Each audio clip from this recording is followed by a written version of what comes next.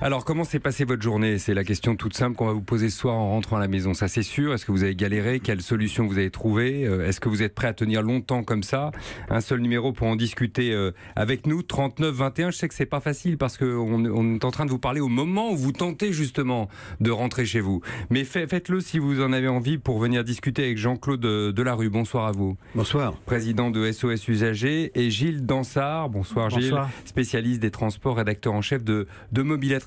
Un mot peut-être d'abord, Gilles Dansart, mais si vous le souhaitez, Jean-Claude Delarue, de la même manière, sur cette bagarre de chiffres. On l'entendait tout à l'heure avec le patron, si j'ose dire, le secrétaire fédéral de Sudrail. La SNCF dit qu'il y avait aujourd'hui un tiers de grévistes, en gros. Et les syndicats disent comment c'est possible de bloquer l'ensemble du trafic ou une grosse partie du trafic avec un tiers de grévistes. La SNCF ment. Alors, soit les chiffres sont pas bons, soit ils sont bons et ils révèlent quelque chose. À gouvernement tactique, j'ai envie de dire, gréviste tactique. On est dans une grève inédite qui va se prolonger longtemps, si on en croit le dispositif 2 jours sur 5. Donc il est tout à fait possible que l'avant-garde des cheminots, conducteurs, contrôleurs, aiguilleurs, fassent grève massivement tout de suite. Apparemment c'est le cas, hein. Voilà, 77% chez les conducteurs, 69% chez les contrôleurs. Voilà, pour ancrer le mouvement solidement, et puis après peut-être que d'autres catégories prendront le relais, ou d'autres catégories attendent de voir ce que ça donne pour se lancer dans le mouvement. En tout cas, il est difficile d'avoir une interprétation sûre ce soir. Vous diriez qu'on ne gaspille pas en quelque sorte des jours de grève en début de conflit, c'est ça? C'est peut-être une hypothèse, parce que encore une fois, on est dans un conflit totalement nouveau et inédit. Jean-Claude Delarue? Écoutez, moi je crois qu'ils sont tous en grève. En tout cas, les grévistes sont concentrés sur la ligne P, les lignes de la gare de l'Est, sur mon RERD à moi, qu'on appelle également ligne chacun a l'impression que c'est sur ses pompes, pour être très donc honnête. je crois qu'effectivement, ce qui est important, c'est qu'il y a effectivement très peu de trains, et en particulier en banlieue parisienne. Je dis la banlieue parisienne parce que les 3/4 des usagers quotidiens du rail se trouvent en banlieue parisienne. Et c'est là en plus que les transports marchent déjà le plus mal. Alors ils marchent mal tous les jours, et si en plus il y a une grève à moitié, aux 2/3, au quasi total, c'est vraiment l'enfer. Je voudrais qu'on écoute des usagers rencontrés depuis ce matin par les reporters d'Europe 1. La vraie question qu'ils semblent se poser, mais je vous la pose aussi au 39-21, est-ce que cette grève est durable? Écoutez-les. La cohue, la bagarre, la panique, enfin bon, tout le monde va aller bosser. Hein. On n'a pas le choix, hein. Même si on n'est pas de bonne humeur, on sait que ça va durer 3 mois et ça va être répétitif et on fera avec. J'ai dû partir vers 6h pour justement avoir le bus qui partait à 6h34. Quoi. Il est passé par tous les villages, 54 minutes au lieu de 21 minutes. C'est vrai que c'est un peu chiant de prendre le bus, mais bon, on n'a pas le choix. Quoi. Psychologiquement, ça va être long. Il y a une forme, Jean-Claude Delarue, de fatalisme chez les usagers avec qui vous avez eu contact aujourd'hui? Écoutez, il y a quand même beaucoup de colère également. Alors bien sûr, colère parce qu'il y a la grève, et colère peut-être aussi parce qu'il y a les causes de la grève, si vous voulez. À l'heure actuelle, c'est ça. C'est ça qui divise peut-être un petit peu les opinions des usagers. Parce que d'un côté, on aimerait bien que les syndicats fassent autre chose que la grève blocage. Et j'en discutais tout à l'heure avec les responsables de Sudrail, avec d'autres antennes ici également. Ils sont favorables à la légalisation de la grève, de la gratuité, c'est-à-dire une grève où les trains roulent et les contrôleurs ne contrôlent pas. Le gouvernement est contre, la SNCF est contre, mais c'est quelque chose qui pourrait rapprocher les usagers et les cheminots. C'est votre conseil au syndicat ce soir? Ah, tout à fait. Je l'ai posé officiellement la question, et Sudrail est totalement pour. L'UNSAM a dit il faut qu'on discute, etc. Il ne s'agit pas qu'il la fasse maintenant, mais au moins qu'on ait un débat sur cette grève qui ne gênerait pas les usagers. Gilles Dansart. Oui, Jean-Claude Delarue a tout à fait raison de dire qu'il y a la grève, il y a les causes de la grève. Et que je pense que les Français sont partagés sur l'analyse du conflit. C'est-à-dire qu'effectivement, c'est un conflit qui perturbe considérablement, alors 4,5 millions de Français par jour, mais comme c'est jamais les mêmes tous les jours, on atteint des chiffres beaucoup plus importants au bout d'une semaine. Il y a quand même des gens qui prennent le train tous les matins pour aller au boulot. Tout à fait. Ceux-là, c'est les mêmes tous les jours. Donc ça, c'est vraiment pénalisant, mais en même temps, ils savent très bien que le train marche pas si bien que ça. Et on le sait sur de nombreuses lignes, y compris en région parisienne ou surtout en région parisienne. Donc ils regardent aussi ce qui se passe du côté gouvernemental, parce qu'ils savent très bien que les cheminots ne sont pas eux seuls, et loin de là, responsables de la situation. Donc c'est un conflit qui peut aussi évoluer en fonction du débat public. Mais qui sera durable pour vous?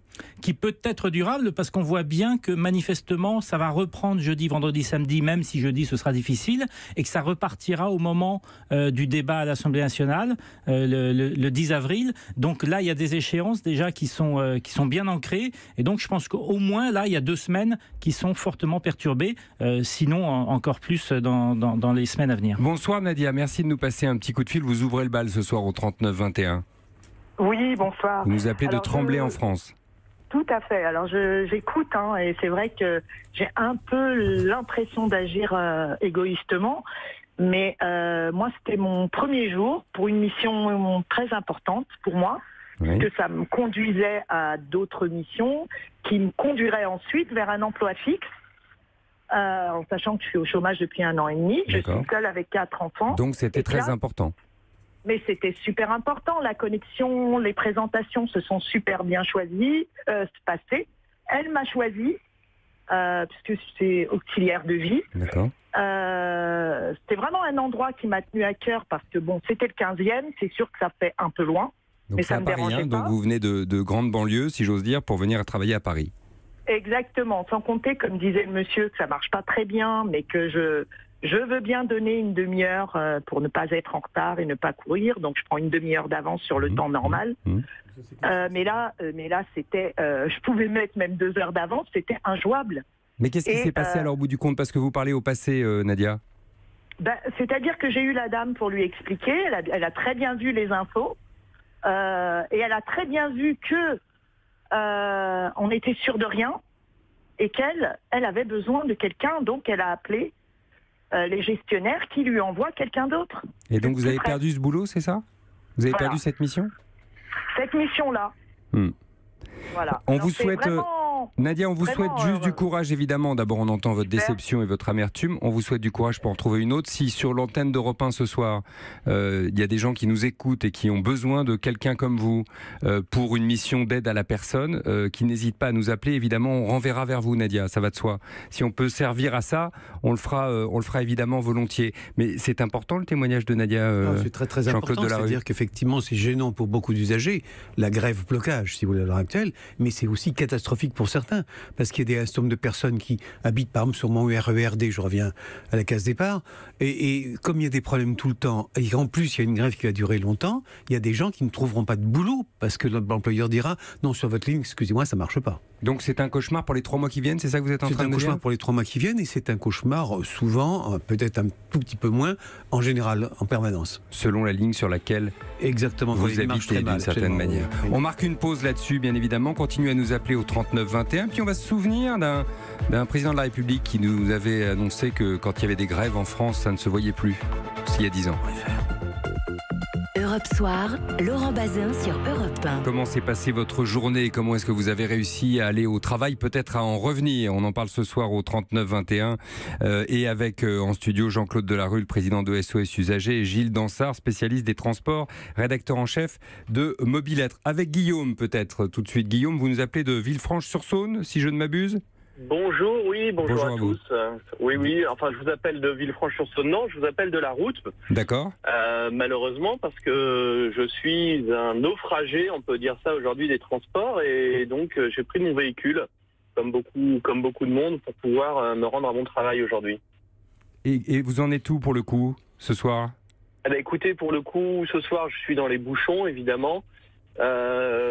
Malheureusement, j'ai essayé de proposer mon transport en covoiturage d'ailleurs pour essayer de limiter un petit peu le nombre de voitures sur la route, et puis finalement ça n'a pas pu fonctionner.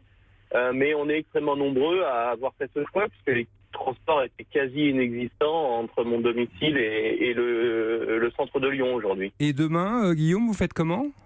Eh bien, demain, rebelote. Donc revoiture, rebouchon. Revoiture, rebouchon, reparking, etc.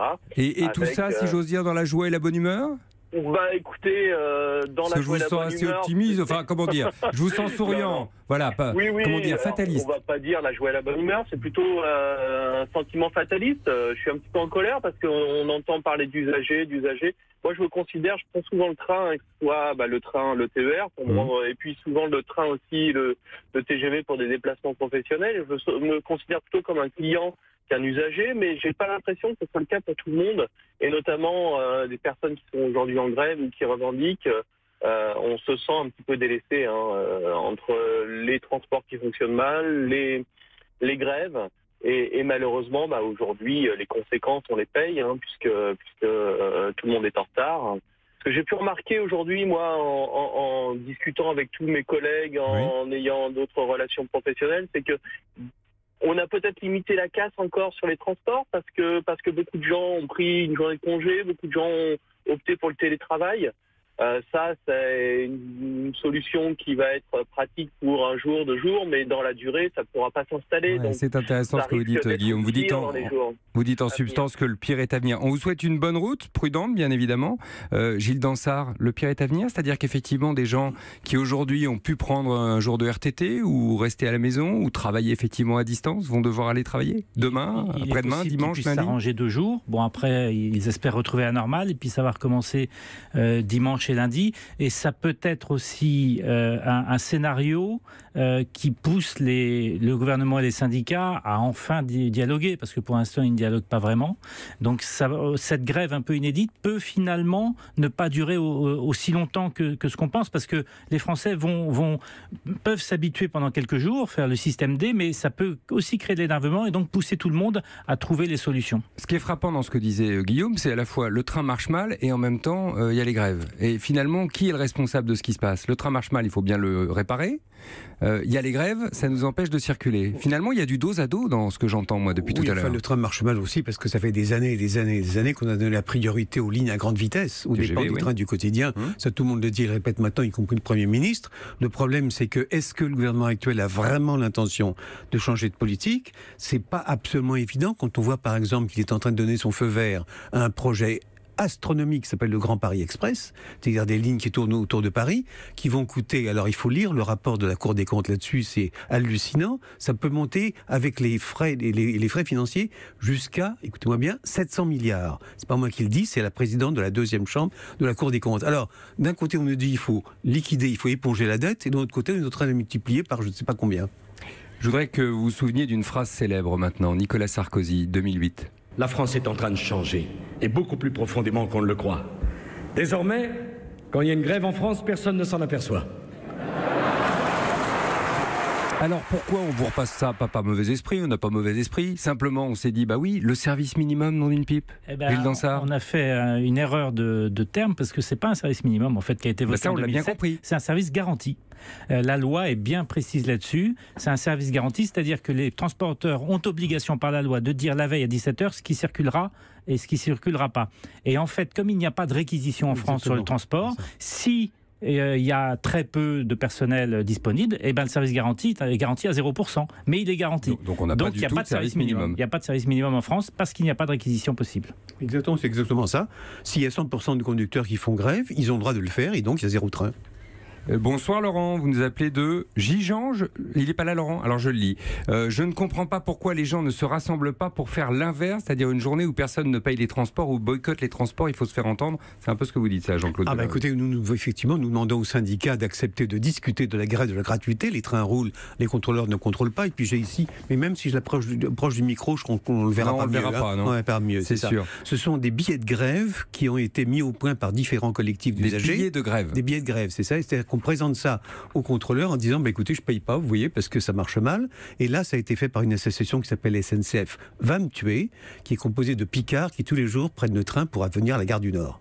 Ce qui m'intéresse, et on va finir là-dessus d'un mot, Gilles Dansart, dans ce que vous disiez tous les deux d'ailleurs, et ce que disaient Nadia, Guillaume, Lionel aussi, qui nous appelait tout à l'heure de Torcy, ou Laurent, c'est que finalement le débat est plus ouvert qu'il n'a jamais été. Oui, il y a à peu près tout. C'est-à-dire que l'urgence est une évidence pour tout le monde. Oui, et il y a sans doute un point de bascule parce que si rien n'est fait de façon massive en investissement, en réforme de la SNCF, de l'intérieur, etc., on va vers le pire parce que on voit que la croissance est revenue et quand la croissance revient, il y a plus de voyageurs sur les rails. Et deuxième chose, on est quand même dans une ambiance écologique, donc le train c'est vertueux, les Français l'ont compris et ils se précipitent dans les trains. Donc si rien n'est fait, on va à une thrombose et ça peut devenir extrêmement dangereux pour le pays et la société. Gilles Dansart de Mobilette, merci beaucoup. Jean-Claude Delarue, merci, président de SOS Usagers, merci aux auditeurs qui nous ont appelés encore nombreux ce soir, merci à vous donc au 39 21.